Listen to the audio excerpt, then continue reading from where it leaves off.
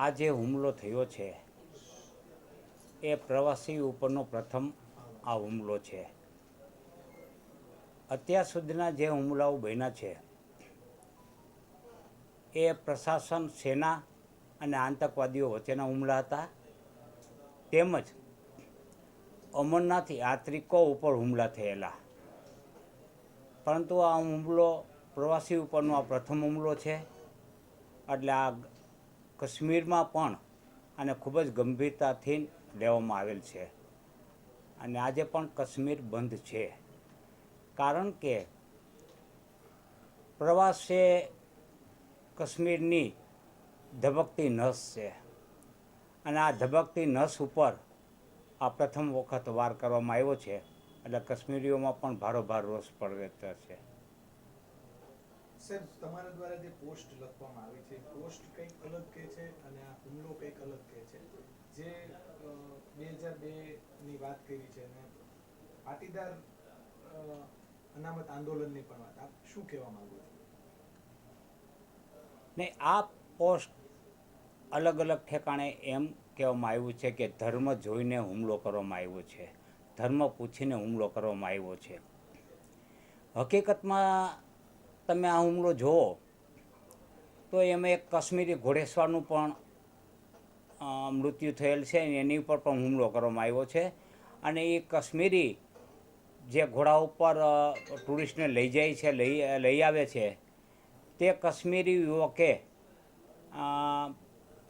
આતંકની rifle આંચકવાનો પ્રયત્ન કરેલ એવું જાણવા મળેલ છે. અને એને મોતનો ઘાટ ઉતારી દેવામાં આવેલ છે.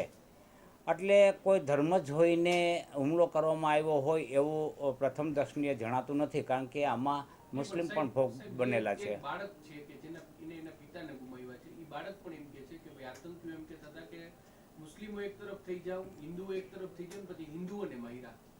તો આ તબક્કામાં આપની જે આ પોસ્ટ છે તે કેટલી યોગ્ય, આપ શું માની રહ્યા છો?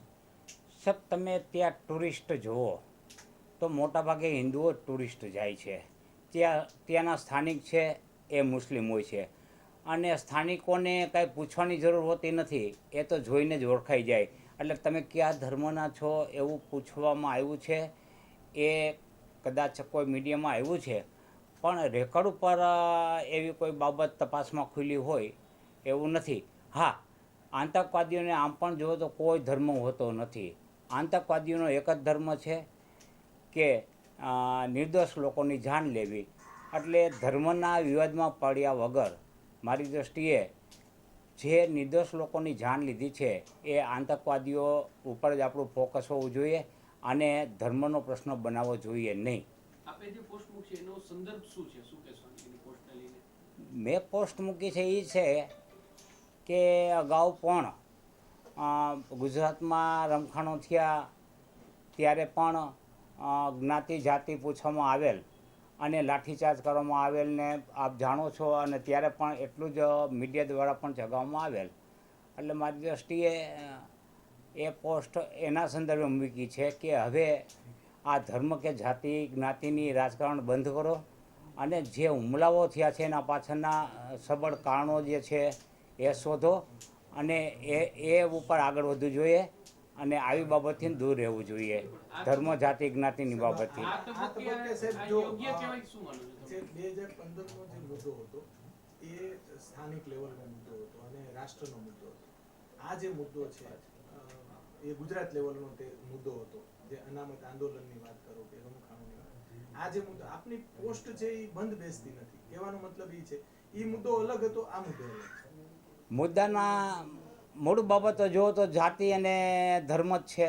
એમાં પણ જાતિ અને ધર્મ હતું, આમાં પણ જાતિને ધર્મ તરીકે ઉપસાવવાનો પ્રયત્ન થઈ રહ્યો છે. એટલા માટે થઈને મેં પોસ્ટ કરેલી છે.